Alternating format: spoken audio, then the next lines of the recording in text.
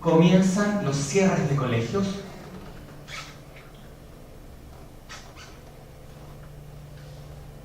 Y el cierre de colegios es importante porque no es solamente el quiebre de una comunidad escolar que ve cerrado su espacio, es también una pérdida de oportunidades educativas para las personas, sobre todo de los sectores más vulnerables, que bajo la lógica de la libertad de enseñanza eran sujetos con la posibilidad de elegir en qué lugar se iban a formar, ¿cierto?, sus hijos, pero en la práctica no era así. Y un ejemplo de eso lo vivimos nosotros como Departamento de Estudios Pedagógicos, acompañando la experiencia de una de estas escuelas cerradas que en una comuna cercana a la facultad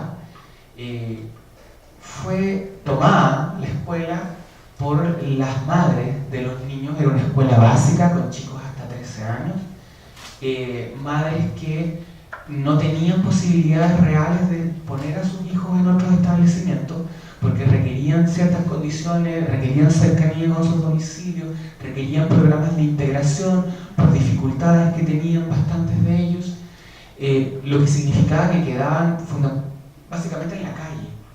Ellas se tomaron la escuela, comenzaron a organizarse y le pidieron ayuda a mi departamento, que aceptó acompañarlas por medio de un trabajo que fuimos haciendo con nuestros estudiantes en práctica, a los cuales pusimos a cargo de los grupos.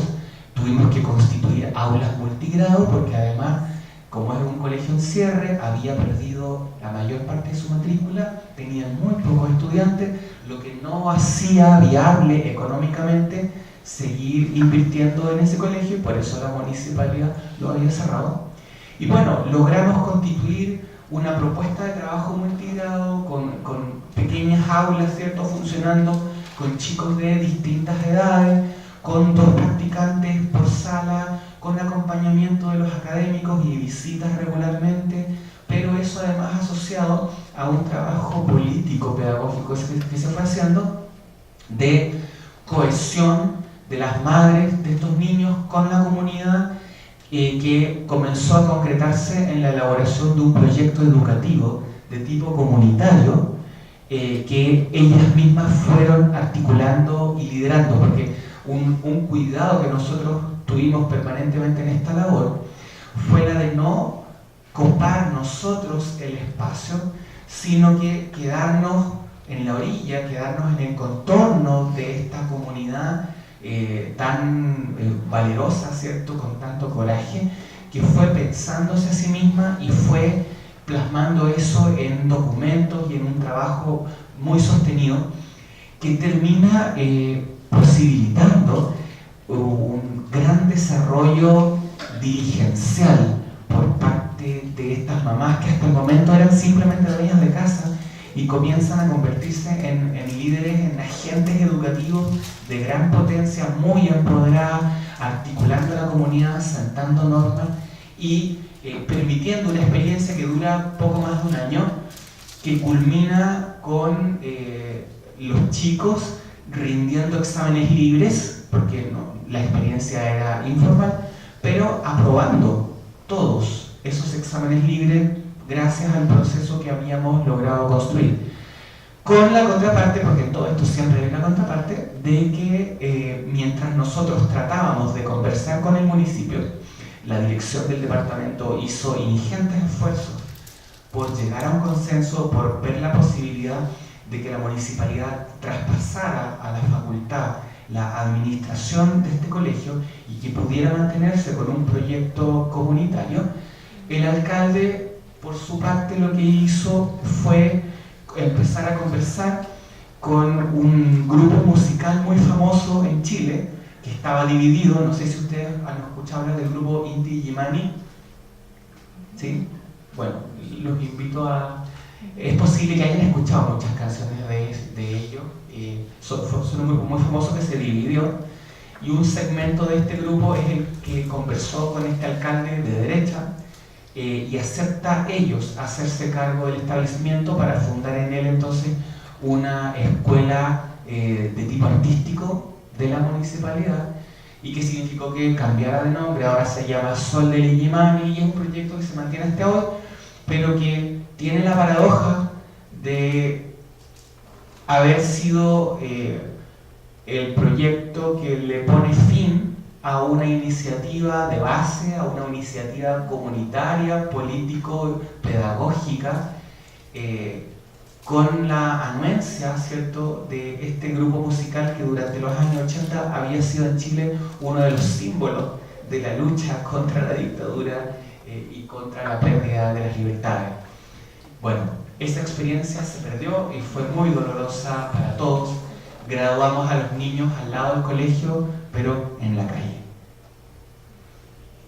Por lo tanto, los cierres de colegios tienen estos costos humanos, tienen estos niveles de frustración y no son simplemente una experiencia puramente institucional, son una experiencia profundamente humana que afectó a muchas personas y afectó a los segmentos más vulnerables del país. En la formación pedagógica, dentro de este crecimiento de las instituciones de educación superior privadas, eso se tradujo también en una gran proliferación, un crecimiento gigantesco de los programas de formación de profesores en Chile. Si se fijan, a nivel general de todas las universidades, tuvimos un crecimiento de 269% en la cantidad de programas.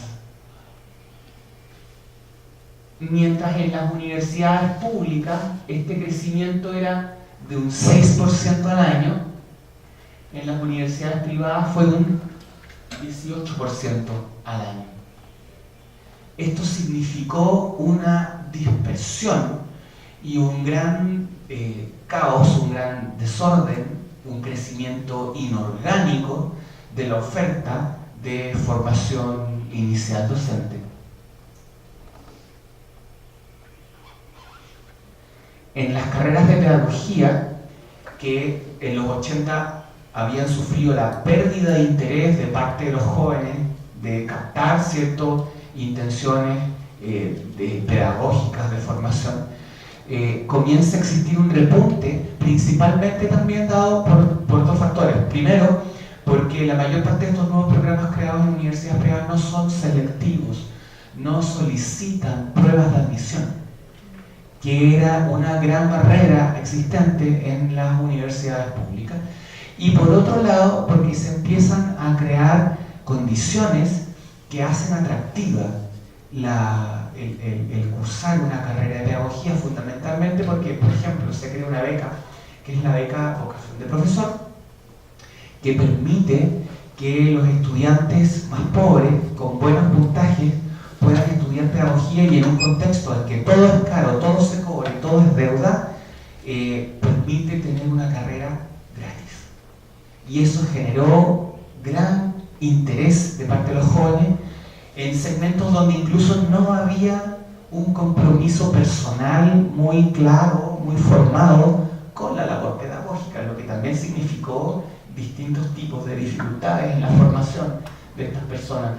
Luego tenemos un pic, ¿cierto?, entre 2008, 2009, 2011, y luego una curva más a la baja, pero que todavía se mantiene bastante alta.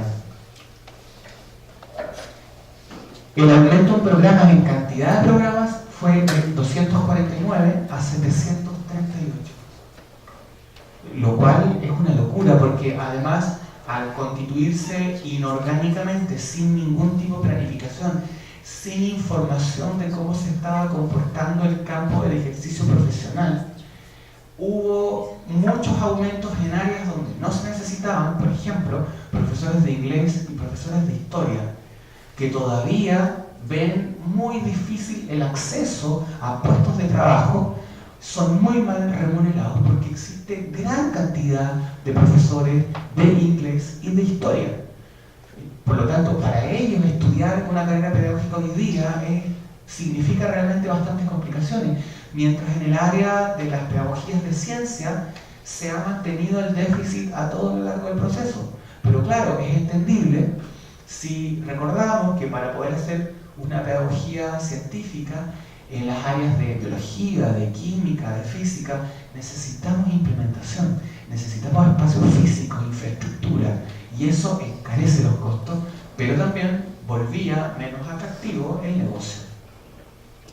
Un negocio que llegó a tanto que los dueños de las universidades no solamente eran dueños de la propuesta eran dueños, ¿cierto?, de todo lo que es la universidad académicamente entendida, sino también para poder lucrar más todavía, constituían empresas inmobiliarias que construían los edificios, que administraban los predios, mientras la universidad como corporación académica les arrendaba a ellos, ¿cierto?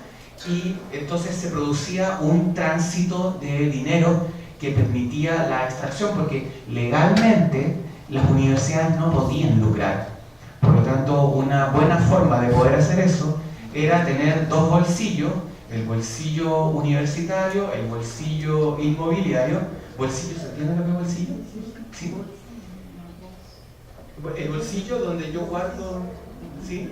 Ok, había un bolsillo inmobiliario, un bolsillo universitario. Entonces, como la educación no permitía lucrar, había que arrendar los espacios, había que ocupar el lugar, ¿cierto? Entonces eso se arrendaba y por ahí se privatizaba entonces el dinero. En 2006 vamos a tener una movilización muy importante, pero que ya tenía algunos antecedentes en movilizaciones universitarias que se dieron durante el año 1997, en la misma época en que empieza a trabajarse públicamente el nuevo marco curricular y las primeras bases de la reforma educativa. Pero esa movilización del 97 es una movilización muy inicial todavía, es un antecedente más bien. El sueño en esa movilización no era la educación gratuita, no era una transformación profunda. El sueño era que a las personas más pobres que accedían a las instituciones se les cobrara menos. Así de humilde era la expectativa en ese momento, y no se consiguió. No se consiguió una ley que favoreciera un cierto derecho de estos segmentos, y lo que sí se consiguió fue obtener más recursos que iban a convertirse entonces en subsidios de distintos tipos a la universidad, y eso permitió bajar la movilización. Pero en 2006, una gente que nadie esperaba, que fueron los estudiantes secundarios, estudiantes entre 14 y 17, 18 años, salen a la luz pública con una serie de demandas que en principio fueron bastante concretas: el uso del pase escolar para poder transitar, ¿cierto?, gratis en la locomoción colectiva, que la prueba de selección universitaria fuera gratuita, porque hasta el momento cada persona que quería entrar a la universidad tenía que pagar por esa prueba, y eso también era difícil para los sectores más pobres. Pero en la medida en que el movimiento va tomando impulso y va tomando legitimidad social, las demandas se radicalizan. Y una demanda importante que tenía que ver con la condición de la educación pública deteriorada, que era lo que determinaba la ley orgánica LOCE, la ley orgánica constitucional de educación, se logró que fuera derogada. Y eso es súper importante, porque estas leyes orgánicas exigen un quórum casi imposible de consenso en el Congreso. Pero fue tal el impacto que produjo esta movilización que ese consenso existió y esa ley fue derogada, por lo menos para la educación básica, porque para educación media, o sea, para educación superior, siguió teniendo importancia, y se cambió por lo que se llamó la Ley General de Educación, cuya sigla fue LEGE. Se generan además otras respuestas que se van materializando años después frente a las demandas de los estudiantes. Acreditación obligatoria para las carreras de pedagogía, por ejemplo, una ley de aseguramiento de la calidad de las instituciones y de los programas, una prueba, un mecanismo de certificación de la calidad de las instituciones y de la formación de los profesores, que es lo que va a dar lugar al programa Inicia, o a la prueba Inicia, y la creación de una Agencia Nacional de Educación. Durante la movilización fue tal la sacudida social que una consigna muy frecuente de parte de los sectores políticos es: necesitamos que las paralizaciones, que las tomas de los colegios se terminen, porque las tomas son lideradas por muy pocos estudiantes y esos estudiantes le están quitando a los demás el derecho a ser educados. Vuelvan a clases, no pierdan clases. Y las respuestas de los estudiantes empezaron a ser de este tipo, ¿cierto? No estamos perdiendo clases de historia, estamos haciendo historia. No estamos perdiendo clases, había otro letrero que veíamos en las marchas: no estamos perdiendo clases, nosotros estamos dando clases. Los estudiantes secundarios fueron muy conscientes de este rol histórico que les cupo de abrir el espacio público a la temática educativa y sobre todo a la necesidad de participación que los sectores sociales, distintos sectores sociales, la población en general, necesitaba y estaba exigiendo al Estado. Esto lo que revela es un pacto social, un pacto que en el área política estaba muy consolidado. Ese pacto político es el que permite derogar una ley orgánica constitucional y sustituirla por otra, por la presión social. Pero hacia abajo, hacia las bases sociales, la confianza, la credibilidad en la representación, la confianza en los partidos, la confianza en las instituciones, la confianza en el Congreso, la confianza en las distintas instituciones que constituyen la vida democrática de la sociedad, comienza a resquebrajarse profundamente. Esta foto es muy simbólica porque es la foto que se tomaron los sectores de gobierno y de oposición cuando se promulga la nueva ley que deroga la LOCE y que fue la que se llamó la LEGE. Esta foto, con todos tomados de las manos, ¿cierto?, es un poco el símbolo del consenso político, feliz de este logro, pero al mismo tiempo ignorantes, o tal vez ignorando a sabiendas, las profundas brechas sociales que existían entre su labor, sus orientaciones y las exigencias y los problemas que se estaban viviendo en la realidad.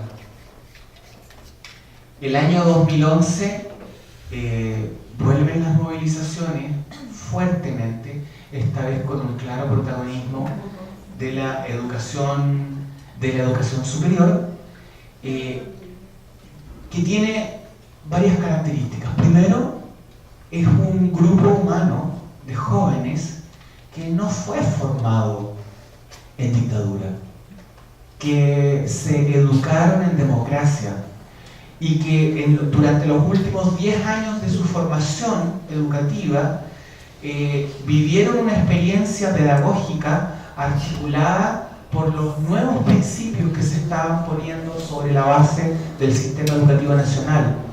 De nuevo, un buen ejemplo para eso es el de lenguaje y comunicación, el de esta asignatura de lengua materna, porque las orientaciones comunicativas permitieron legitimar el trabajo en grupo en aula, los debates, el desarrollo de la expresión oral, la discusión, en un país que durante mucho tiempo no tuvo derecho a reunión. Vivimos con toque de queda, tuvimos una gran represión, ¿cierto?, del derecho a la información, de la libertad de expresión. Por lo tanto, son jóvenes con otra matiz cultural. Pero al mismo tiempo, eso por la vía cultural, en los hechos, en la práctica, son jóvenes que para poder estudiar en la universidad tuvieron que acceder a los créditos que se comenzaron a abrir. Uno de esos créditos fue nefasto y fue levantado en el gobierno de Ricardo Lagos porque bancarizó el crédito. El Estado ponía un aval, los bancos ponían el dinero y los estudiantes luego pagaban ese crédito, y si no podían pagar, entonces el Estado era el aval. Pero las tasas de interés, ¿sí? ¿Se entiende? La tasa de interés que cobraban estos créditos era altísima, por lo tanto el valor de las carreras en el crédito terminaba por lo menos triplicándose y endeudando terriblemente a los estudiantes que, imagínense, egresaban y ya tenían una deuda que era más cara que comprarse una casa. Eso le costaba el futuro a cualquier joven de 22, 23 años que quiere empezar a constituir una vida profesional autónoma. La deuda es el motor fáctico más fuerte de las movilizaciones del 2011. Las condiciones económicas de un capitalismo salvaje, que antes que esto, porque estas movilizaciones empiezan en mayo, en febrero de este mismo año comienza una serie también de movilizaciones en distintos lugares del país. En Punta Arenas, por ejemplo, comenzó toda una movilización por el precio del gas, que pierde su subvención y ven sus valores muy elevados en un lugar muy frío, que vuelve el gas un elemento muy necesario, ¿cierto?, para la calefacción de las familias, en un territorio muy, muy aislado. Bueno, los estudiantes irrumpen también en este año, en el que además tenemos un gobierno de derecha que parte su gobierno diciendo, bueno, la derecha llega democráticamente al gobierno, por lo tanto nosotros estamos marcando el fin de la transición a la democracia. Podemos decir entonces que ahora sí estamos en democracia. Pero todas esas expectativas que el mismo gobierno busca levantar son las que generan altísimos grados de frustración respecto de las condiciones de vida que estaba teniendo en general la población. Y este movimiento tiene, yo diría, dos demandas centrales en lo que a nosotros nos atañe, que tiene que ver primero con educación gratuita. La educación superior debe ser gratuita, porque en el pasado, cuando el gobierno era más, cuando el Estado era más pequeño, cuando el país tenía menos ingresos, fue gratuita. Y fue gratuita en una época en que la universidad albergó y formó a la élite social del país. Una época en que la educación secundaria también era elitista. Por lo tanto, el reclamo de los jóvenes es un poco una forma de decir, si nuestro país está tan bien ahora, entonces abramos este espacio de formación superior para todos los que tengan el talento de poder ingresar a la universidad, y no lo hagamos generando deuda. Y para ello la segunda consigna fundamental fue no al lucro en educación.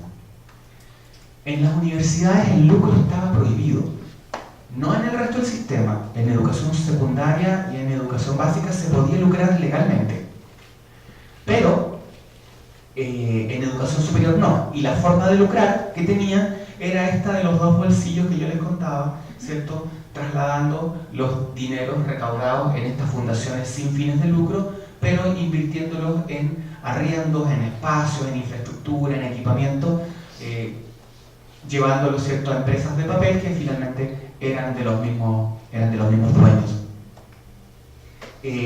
Esto implica una molestia profunda, pero también meter la discusión en una coyuntura que es estructural del sistema. Por lo tanto, fue muy difícil, y esta movilización duró más o menos 10 meses, lo que significó para muchas personas perder el año académico, porque ya era inviable su recuperación. Pero terminan también con bastantes respuestas. Por ejemplo, la promesa de Bachelet, que era candidata en ese momento, de acceder a la gratuidad, acceder a la desmunicipalización, que era otra de las demandas importantes, que la educación pública volviera al ministerio, que volviera al Estado, ¿sí? Pero con el problema de que estas demandas son releídas y las respuestas se van a enmarcar dentro de nuevo de las lógicas neoliberales que no sufren grandes alteraciones.